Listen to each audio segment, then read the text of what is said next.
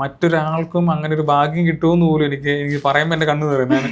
ഞാൻ ആദ്യമായിട്ട് ഫസ്റ്റ് ഫ്രെയിമിൽ നിൽക്കുന്നത് പൃഥ്വിരാജ് സുകുമാരൻ എന്ന് പറഞ്ഞ നടൻ്റെ കൂടെയാണ്. പുള്ളിയുടെ ഫസ്റ്റ് സിനിമ ട്രാഫിക് എന്ന് പറയുന്ന സിനിമയാണ്. അപ്പോൾ ആ സിനിമയുടെ ഒപ്പം പുള്ളി എന്നെ വിളിച്ചു ഒരു ദിവസം, ആ സിനിമ തുടങ്ങുവാണ്.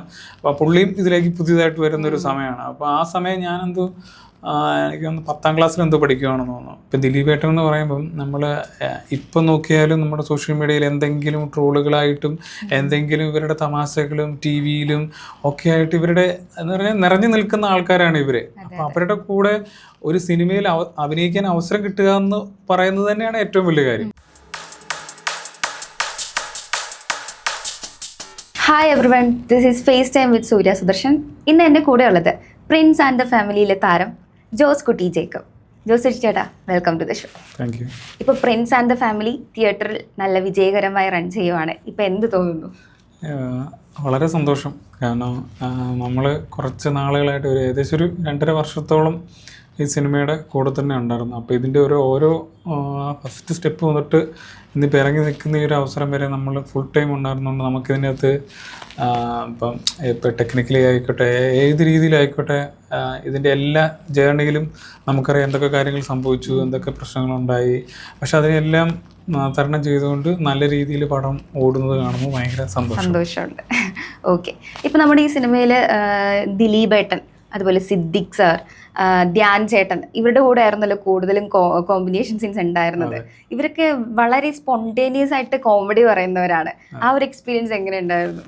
അല്ല, ഇവരുടെ കൂടെ വർക്ക് ചെയ്യാൻ പറ്റുക എന്നുള്ളത് എന്നെ സംബന്ധിച്ച് എന്നെപ്പോലെ ഒരു പുതിയ ഒരാളെന്നുള്ള രീതിയിൽ, വളരെ പുതിയ ഒരാളെന്നുള്ള രീതിയിൽ ഇവരുടെ വർക്ക് ചെയ്യാൻ പറ്റുക എന്നുള്ളത് തന്നെയാണ് നമ്മളെ സംബന്ധിച്ച് ഏറ്റവും വലിയൊരു ഭാഗ്യം. പിന്നെ ഇവരുടെ ഒരു ടൈമിങ്ങോ ഇവരുടെ ഹ്യൂമർ സെൻസോ നമുക്കില്ല. അത് നമ്മൾ ആ ഒരു ഇതിലേക്ക് കടന്നു വരാത്ത ഒരാളായതുകൊണ്ട് പക്ഷെ നമ്മൾ എന്താ ചെയ്യും, നമ്മളിവരെ കണ്ട് ശ്രമിക്കുക, കണ്ട് പഠിക്കാൻ നോക്കാറുണ്ട്. ഇവർ ചെയ്യുന്നത് എന്താണ്, ഇവർ പറയുന്നത് എന്താണോ ഒക്കെ. ഇപ്പോൾ ഷൂട്ടിനിടയിലാണെങ്കിലും പലപ്പോഴും നമ്മൾ ഒരുമിച്ചുള്ള സീക്വൻസൊക്കെ ആണെങ്കിലും ഇവർ നമ്മളെ കംഫോർട്ടാക്കി നമ്മുടെ അടുത്ത് പറഞ്ഞു തരാൻ, അല്ലെങ്കിൽ ഇവരുടെ എക്സ്പീരിയൻസുകൾ ഷെയർ ചെയ്യാനായിട്ട് അത് നമ്മൾ ചോദിക്കാതെ തന്നെ ഇവർ ഷെയർ ചെയ്യാനായിട്ട് ശ്രമിക്കാറുണ്ട്. അതൊരു പരിധി വരെ നമുക്ക് അവരുടെ കൂടെ നിന്ന് പെർഫോം ചെയ്യുമ്പോൾ അതൊരു ഗുണകരമാണെന്ന് എനിക്ക് തോന്നി. കൂടുതലും സീനിയേഴ്സ് ആണല്ലോ. അതെ, ബിന്ദു ചേച്ചി ആയാലും അങ്ങനെ കുറെ പേര്, എല്ലാവരും സീനിയേഴ്സ് ആണ് ചെയ്യുന്ന സംബന്ധിച്ചിടത്തോളം. അപ്പൊ അവരിൽ നിന്ന് എന്തൊക്കെ പഠിക്കാൻ കഴിഞ്ഞാൽ അത് ഞാനൊരു 45 ദിവസത്തോളം ആക്ച്വലി ഈ സെറ്റിൽ ഉണ്ടായിരുന്നു. ഫുൾ ടൈം ഇവരുടെ കൂടെ തന്നെ ഇവരുള്ള പോർഷനിലുണ്ട്.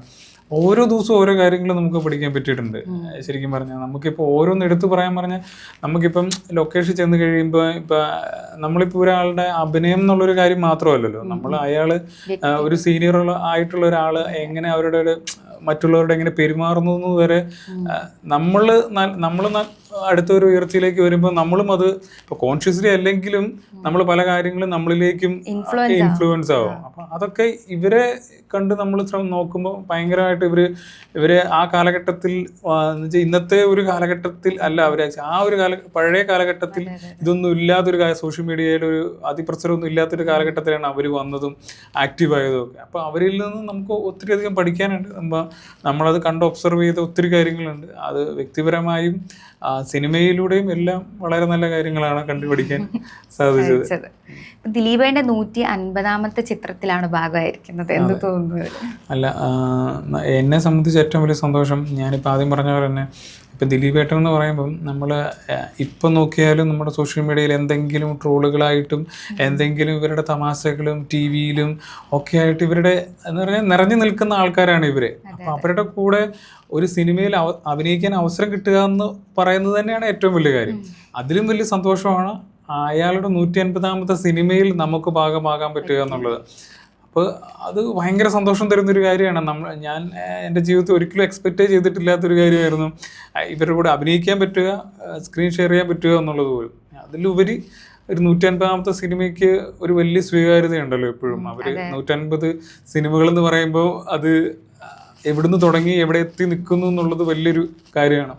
അപ്പം ആ 150 എന്നും ഇനി അങ്ങോട്ട് പോകുന്ന എത്ര സിനിമകൾ ചെയ്യുന്നോ അത്രയും കാലങ്ങളിൽ ചർച്ചയാകുന്ന ഒരു 150ാമത്തെ സിനിമ എന്ന് പറയുമ്പോൾ ഒരു ഇതുണ്ടല്ലോ. അപ്പോൾ അതിൽ എനിക്കും കൂടെ ഭാഗമാകാൻ പറ്റുക എന്ന് പറയുന്നത് വളരെ സന്തോഷം. ശരിക്കും 150 എന്ന് പറഞ്ഞാൽ ചെറിയൊരു നമ്പർ അല്ല. ഒരിക്കലും അത് അവർ അത്ര നാളത്തെ അവരുടെ എഫേർട്ടും ആ ഒരു ഡെഡിക്കേഷനും ഒക്കെ ആണല്ലോ ആ 150ലേക്ക് എത്തി നിൽക്കുന്നത്. അതെ. ഇനി ജോസൂട്ടി ചേട്ടൻ്റെ ഈ ഒരു ജേണി, അതായത് ആദ്യമായിട്ട് സിനിമയിലോട്ട് വരണമെന്ന് ചിന്ത വരുന്നത്, അല്ലെങ്കിൽ എന്ന് മുതലാണ് ഇത് സിനിമ ജീവിതമാക്കണമെന്ന് ഉള്ളൊരു തോന്നൽ വരുന്നത്? അതിപ്പോൾ ആദ്യ സിനിമ, അതിന്റെ ഓർമ്മകളൊക്കെ പങ്കുവയ്ക്കാമോ? തീർച്ചയായിട്ടും. എൻ്റെ ആദ്യം സിനിമയോടുള്ള ആഗ്രഹം ആക്ച്വലി ആദ്യം തൊട്ടേ ഉണ്ട്.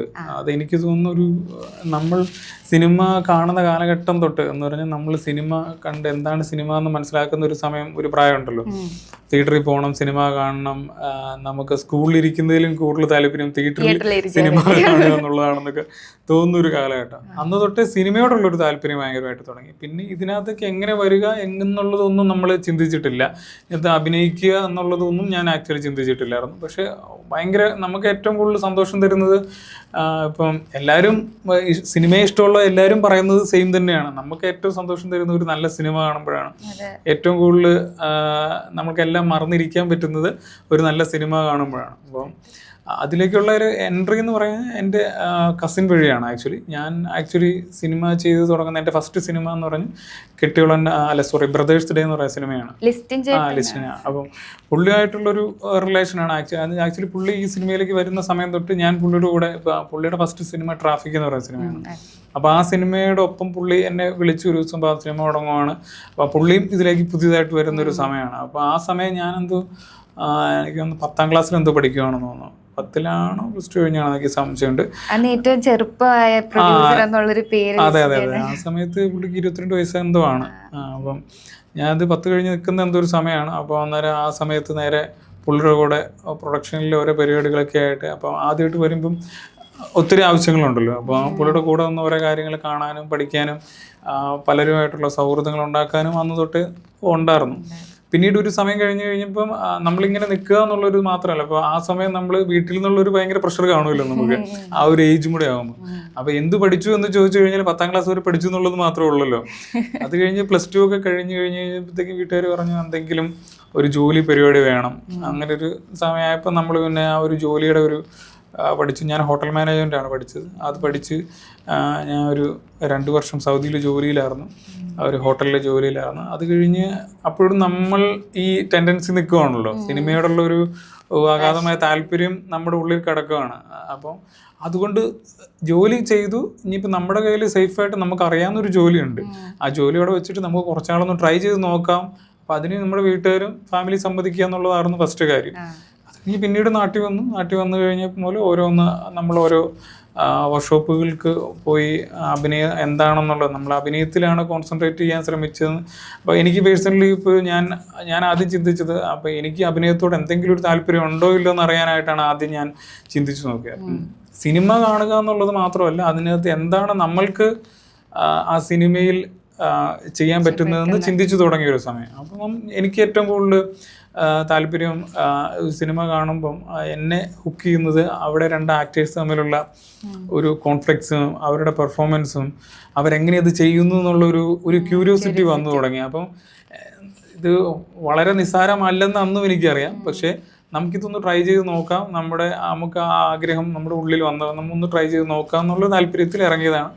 അവിടെ നിന്നാണ് പിന്നെ ഓരോന്ന് പടിപടിയായിട്ട് ഇങ്ങനെ ചെയ്ത് ഓരോന്ന് വളരെ വളരെ ബുദ്ധിമുട്ടേറിയ ഒരു കാര്യമാണെന്നുള്ളത് മനസ്സിലാക്കി മുമ്പോട്ട് പോവുകയാണ്. അതിന് ഫാമിലിയുടെ സപ്പോർട്ടാണ് ഇപ്പോൾ കറൻ്റ്ലി മുമ്പോട്ട് പോകാനുള്ള ഒരു വലിയ കാര്യം. ലിസ്റ്റിൻ ചേട്ടനോട് ഡിസ്കസ് ചെയ്തിട്ടുണ്ട് ഇങ്ങനെ ലിസ്റ്റിൻ ചേട്ടൻ സിനിമയിലോട്ട് ഇറങ്ങിയ സമയത്ത് എനിക്ക് ഇതുപോലെ അഭിനയിക്കണം, അങ്ങനെ ഡിസ്കസ് ചെയ്തിട്ടുണ്ടോ? ആക്ച്വലി ആ തുടങ്ങിയ സമയത്തൊന്നും അങ്ങനെയൊന്നും ഒരു ഡിസ്കഷൻ നടത്തിയിട്ടില്ല. പിന്നെ ഒരു പോയിന്റിൽ എത്തിക്കഴിഞ്ഞ് നമ്മൾക്ക് നമ്മുടെ ഒരു ഇതിലേക്ക് പോകണം എന്നുള്ളത് തോന്നിയപ്പോൾ ഞാൻ പുള്ളിയോട് സംസാരിച്ചു കഴിഞ്ഞപ്പോൾ പുള്ളി പറഞ്ഞു ഇത് വളരെ റിസ്ക് ആയിട്ടുള്ള കാര്യമാണ്. നമ്മൾ ഇപ്പോൾ ഒരു ഡയറക്ഷൻ ആയിക്കോട്ടെ, പ്രൊഡക്ഷൻ ആയിക്കോട്ടെ, ബാക്കി ഏത് ഡിപ്പാർട്ട്മെന്റ് ആയിക്കോട്ടെ, അവർക്കൊക്കെ എന്ന് പറഞ്ഞു കഴിഞ്ഞാൽ ഒരു സിനിമ ചെയ്ത് കഴിഞ്ഞാൽ അത് കഴിഞ്ഞാൽ അടുത്തൊരു സിനിമയിലേക്കുള്ള ഓഫറുകൾ ഒരു ഡയറക്ടറാണ്, പ്രൊഡ്യൂസറാണ്, അവർക്ക് എങ്ങനെയെങ്കിലും വരും.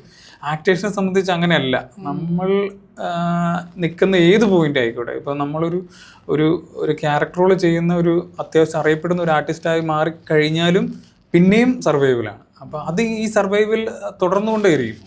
അപ്പം നമ്മൾ വളരെ സീറോയിൽ നിന്ന് വന്നിട്ട് ഇത് തുടർന്നുകൊണ്ട് പോവുക എന്ന് പറയുന്നത് വളരെ വളരെ ബുദ്ധിമുട്ടേറിയ ഒരു കാര്യമാണ്. അപ്പം അതിൻ്റെ ആദ്യത്തെ പ്രശ്നങ്ങളൊക്കെ പറഞ്ഞു തന്ന് മനസ്സിലാക്കിയിട്ടുണ്ടായിരുന്നു. അപ്പോഴും നമുക്കിത് നോക്കാൻ ട്രൈ ചെയ്യാം, ഇന്നല്ലെങ്കിൽ നാളെ എന്നുള്ളൊരു ഫ്ലോയിലാണ് പൊയ്ക്കൊണ്ടിരുന്നത്. അതിങ്ങനെ പോകുന്ന ഒരു കുറച്ച് വർഷങ്ങൾ, ഇപ്പോൾ ഞാനൊരു 6 വർഷമായി. ഇപ്പം കുറേ കാര്യങ്ങൾ റിയലൈസ് ചെയ്തിട്ടുണ്ട്. ഇപ്പം എൻ്റെ അത് കഴിഞ്ഞിട്ടാണ് കല്യാണം കഴിക്കുന്നത്, ഫാമിലിയൊക്കെ. ഇപ്പം റിയലൈസ് ചെയ്ത കുറേ കാര്യങ്ങളുണ്ട്. ഇത് എത്ര നാൾ ഇതിങ്ങനെ പോകുന്നു അത്രയും നാൾ സർവൈവലാണ്. അതിൻ്റെ അകത്ത് അതിപ്പം ഒരു സീനിയറായ ഒരു ആക്ടറായി മാറിയാലും ശരി, ആ പൊസിഷനിൽ ഇരിക്കുമ്പോഴും അത് മറ്റൊരു രീതിയിലുള്ള സർവൈവലാണ്.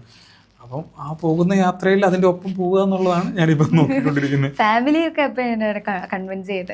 കൺവിൻസ് ചെയ്ത് ഞാൻ കല്യാണം കഴിക്കുന്ന സമയത്ത് ഞാൻ എൻ്റെ വൈഫിനോട് ആക്ച്വലി പറഞ്ഞിരുന്നു, ഇതാണ് എൻ്റെ ഫീൽഡ്, ഞാൻ ഇങ്ങനെയൊക്കെയാണ് പോകുന്നത്, എൻ്റെ കാര്യങ്ങളെല്ലാം.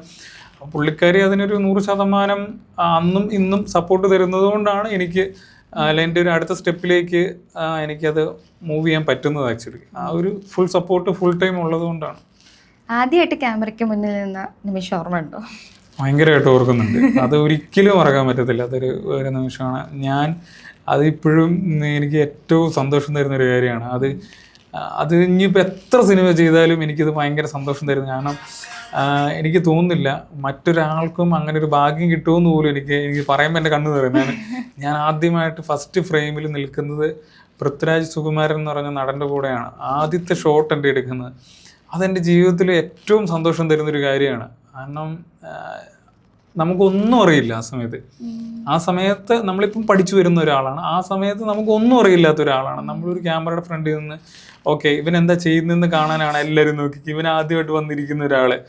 അപ്പം ഞാൻ നോക്കുമ്പോൾ എൻ്റെ കൂടെ ഇരിക്കുന്നത് പൃഥ്വിരാജ്, ഇപ്പുറം ധർമ്മജൻ, അപ്പുറം കോട്ടയം നസീർ, ഇവരൊക്കെയാണ് എൻ്റെ കൂടെ ആദ്യത്തെ ഷോട്ടിൽ. ബ്രദേഴ്സ് എന്ന് പറയുന്നത്. ഇവരുടെ എന്നെ ഡയറക്റ്റ് ചെയ്യുന്ന കലാഭവൻ ഷാജൻ ചേട്ടൻ. ഇവരൊരു ഷോട്ടിൽ ഞാൻ വന്നിരിക്കുവാണ്. അപ്പോൾ എൻ്റെ ആദ്യത്തെ ഡയലോഗ് പൃഥ്വിരാജിനോടുള്ള ഡയലോഗാണ്, പൃഥ്വിരാജ് സുകുമാരനോടുള്ള ഡയലോഗാണ്. അപ്പം എന്നെ സംബന്ധിച്ച് അത് വലിയൊരു കാര്യമാണ്.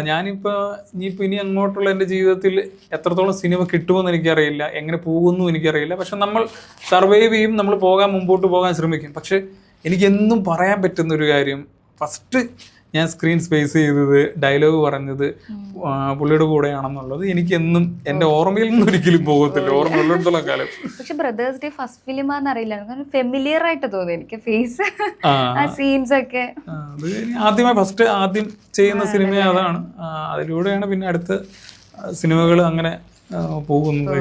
ഓക്കെ. ഇപ്പോൾ ഒരു നടനെ സംബന്ധിച്ചിടത്തോളം ഇപ്പോൾ ചെയ്യുന്ന കഥാപാത്രം അടുത്ത മൂവിയിൽ ഓർമ്മിക്കാത്ത രീതിയിൽ മറ്റൊരു കഥാപാത്രം ആവാന്നുള്ളതൊരു വലിയ കാര്യമാണ്. അതായത് ഇപ്പോൾ ഉദാഹരണത്തിന് ജോസൂട്ടിച്ചേട്ടൻ്റെ തന്നെ എന്താടാ സജി എന്ന മൂവിയിൽ ഒരു ചെമ്മാച്ചൻ്റെ കഥാപാത്രമാണ് ചെയ്തത്. ഇപ്പോൾ ദിലീപേൻ്റെ കൂടെ ദിലീപേൻ്റെ അനിയനായിട്ടോ 24 വയസ്സുള്ള ഒരാളായിട്ട്.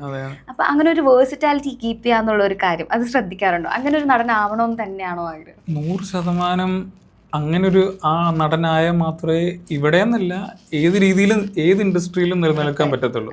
എന്നെ സംബന്ധിച്ച് എന്നാന്ന് ചോദിച്ചു കഴിഞ്ഞാൽ, ഞാൻ ഇപ്പം എന്നെ അങ്ങനെ ഒരു ഫെമിലിയർ ഫേസായിട്ട് ഇവിടെ എത്ര പേർക്ക് അറിയാമെന്നൊന്നും എനിക്കറിയില്ല. ഞാൻ അങ്ങനെ ഒരു ഫെമിലിയർ ഫേസായി ഇവിടെയുള്ള എല്ലാവർക്കും എന്നെ അറിയാവുന്നൊരു നടനെന്ന രീതിയിലുള്ള ഒരു പെർഫോം നടത്തിയ സിനിമകൾ വളരെ കുറവാണ്. ഞാനൊരു ക്യാരക്ടറായി ജീവിച്ച അല്ലെങ്കിൽ ക്യാരക്ടറിൽ നിന്ന് പെർഫോം ചെയ്ത് നമ്മൾ ചെയ്യാൻ ശ്രമിച്ചിട്ടുണ്ട്. മാക്സിമം നമുക്ക് കിട്ടുന്ന ഓരോ സീനിലുള്ള കഥാപാത്രം ആകുമ്പോഴും നമ്മൾ ചെയ്യാൻ ശ്രമിച്ചിട്ടുണ്ട്. ചെറുതാണെങ്കിൽ അതിനുവേണ്ടി ശ്രമിച്ചിട്ടുണ്ട്.